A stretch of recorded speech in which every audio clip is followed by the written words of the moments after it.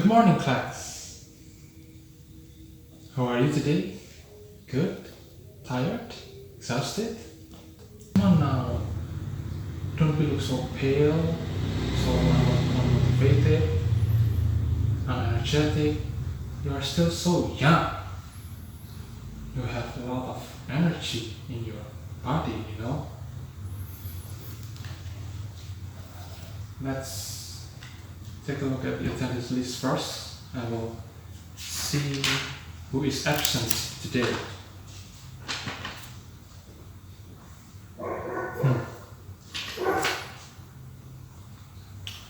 Everyone is here. Let's take a look. Last week, what have we learned? Recount and also report text. Okay, the generic structure, knowledge features, etc. And I hope all of you remember the material, because today we have a new material again. Today we will talk about descriptive text. As the name implies, descriptive text that describe what? So, any one of you could help me? Descriptive is a text that describe what? So, descriptive text is a text which presents information about something specifically. Therefore, its social function is to describe something or someone specifically. It could be an object or a subject or a person. The text is describing or explaining about a specific object. It can be people, famous person, Donald Trump, and then animal, food, architecture in particular, and so on. So the general structure, there are two general structure. First one is identification. So it contains the background information. This part is introducing what or who the subject that being described.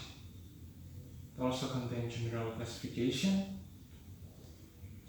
For instance, if you talk about or if you write about Taj Mahal, let's say your title is The Amazing Taj Mahal, and then the beginning of the text you must insert the information, the general information, who builds it, and then where it's located, how big is Taj Mahal, and then the second one, description.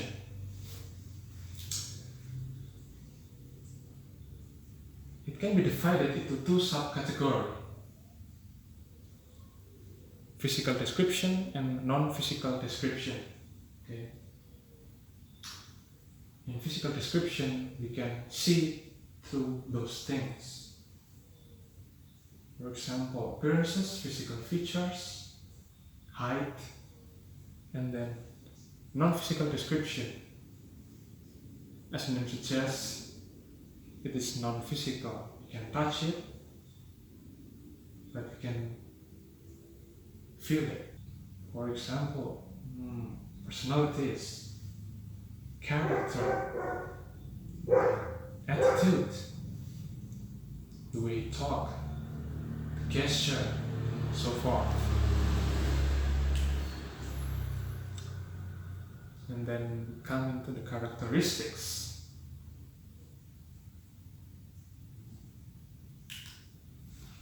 It focuses on specific participant. So it only focus on one participant. It can be subject or an object. It uses present tense. So subject as verb 1. She plays a guitar, or they play football. that, and then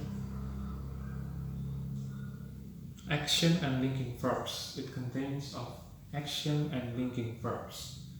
Action, as the name suggests, contain action in the word. We can see that with our own eyes. Running, sleeping, eating, watching, explaining, and then linking verbs. Linking verbs is a verb that located between subject and the object. It can be verb or verb object. Is, are, and then has, had, were, was. Fourth one, using transitional words for connecting words or conjunction. Or I already mentioned some of them, like the fourth one, first and foremost, eventually, and many more. And the last one, using adjectives to clarify the nouns. This is the most important because descriptive text, if you want to describe, we have to put adjective so we can explain the thing, the subject, clearly, right? So we must input adjectives in our text, in our descriptive text. Language features. The first one, noun. Using noun, especially specific noun. My cat, Tito's dog, beautiful house. So not just noun that stands in a garden day, but with an addition of adjective, also possessive noun, and then simple present tense. Descriptive text presents something in factual, in reality right now. So the event is happening right now, right? So it is using present tense. Then the third one is action verbs. All of verb that you can see through that action. Action verbs. The verb that contain action in it. Almost all of our daily activities are included in action verbs. All of our activities are technically is an action, right? Start from an action. Playing, watching, singing, explaining, and so forth. Figurative language. Do you know what is figurative language? So figurative language is using metaphor to provide illustration for the readers. For instance, my love for you is as big as the ocean. Our skin is as white as the snow. Let's move on to the next one. The differences between report and descriptive text. Earlier, I mentioned what we've learned last week about report text. Technically, report and descriptive have almost the same function, but we can still differentiate it by looking through this explanation. Descriptive is describing particular living or non-living existence or natural phenomena. Okay, so it's particular is specific. We must specify it again. Report text is specifying and describing general classes of phenomena. In report text, every aspect is described in general way. in the beginning paragraph, it already contains the general information in every aspect. And then if the thing which is mentioned in the text is clear about its meaning, it's definitely descriptive. So yeah, we can see through the title, which is My Cat, My Beloved Cat. It is definitely a descriptive text. If the thing is just the representative of the whole group of the thing mentioned, then it is absolutely a report text. That is why I said in the beginning of the paragraph, report text already contain the general information of every aspect. So every aspect has the representative in the second part. The structure of this descriptive text, is identification followed by description. As I explained before, identification and then description. Whereas report text, the structure is general classification followed by description.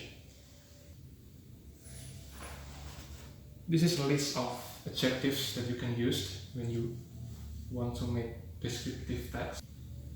So there are adorable, fury, heavy, colorful, until caged. I believe you should write it down in your notebook. And then now, let's watch a video. How was it? So what the video is about? It's about a little rabbit, a bunny. The video creator wants to tell her pet, right? Let's analyze it. In the first paragraph, he mentions some specific features, physical features of a rabbit, and the name is Curvy. Curvy's eyes, healthy rabbit who is addicted to hunting. And then the second paragraph, she said about where she lived with her pet, and then his friend feeds him carrots and lettuce about 4 times a week. Wow, that's a lot. Curvy is well taken care of. And then the last one, she talked about her Curvy surrounding. Curvy has many friends, and at night he would love to have a place to sleep inside. He longs for a safe place to call his own. From the video, there is one aspect that is missing. What is that? The identification. So let's say from the beginning, she jumps straight into appearance of the Curvy, handsome short-haired rabbit. It should be added with some background information, like where Curvy was born, where she found Curvy, or other information that related to the background of the facts. And then I have a audio. While you listen to the audio, don't forget to write down the difficult words, the words which you don't know the meaning. Okay? After you finish listening the audio, I will explain the words you write in your notebook. Do you feel confused? It's okay, because every speaker is native, so you just don't get used to it.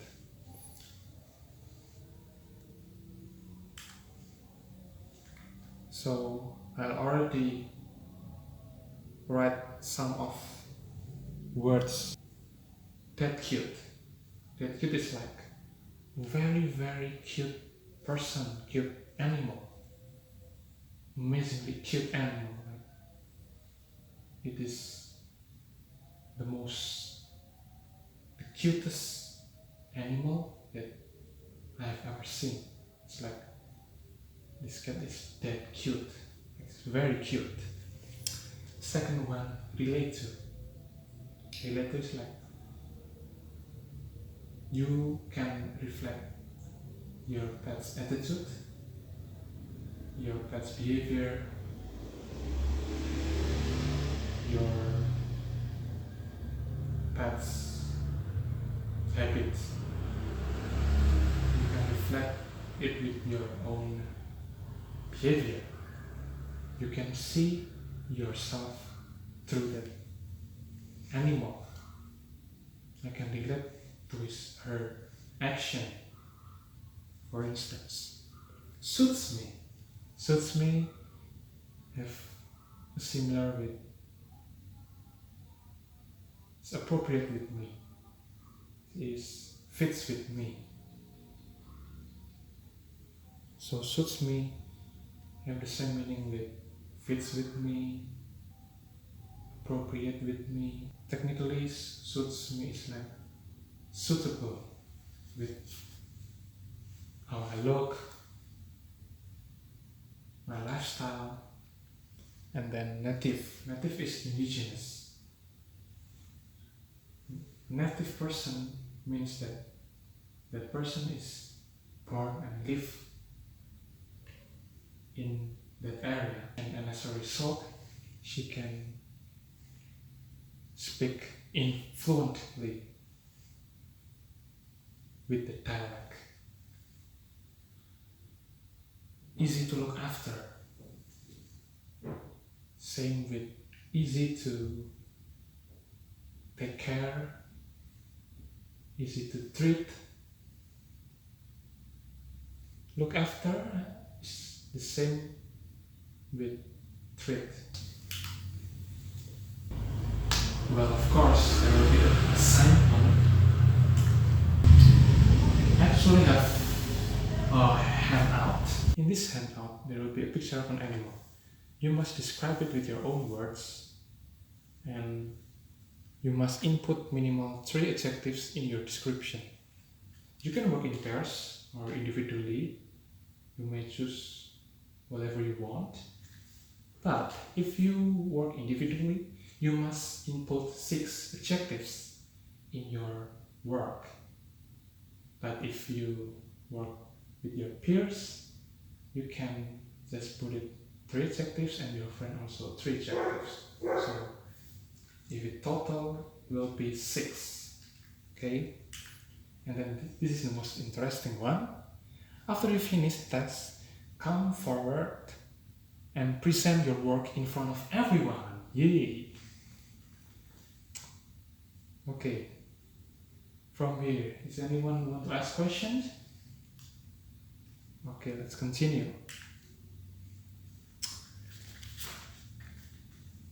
We come into conclusion. So, what have we learned, class? The generic structure. You must know the difference between identification and description. Which parts belong to identification and which parts belong to description. And then also language features. The nouns, adjectives that clarify the noun, and then figurative language, and so forth. This is the homework. Please find the meaning of the words and make a sentence at least one from each words. Quiet grown to interact in common with nurture. For closing remarks, I have a quote from a famous physicist. Education is not the learning of facts, but the training of the mind to think. Albert Einstein. Everyone, it has been a pleasure. Thank you for your attention. I will see you next week, and goodbye.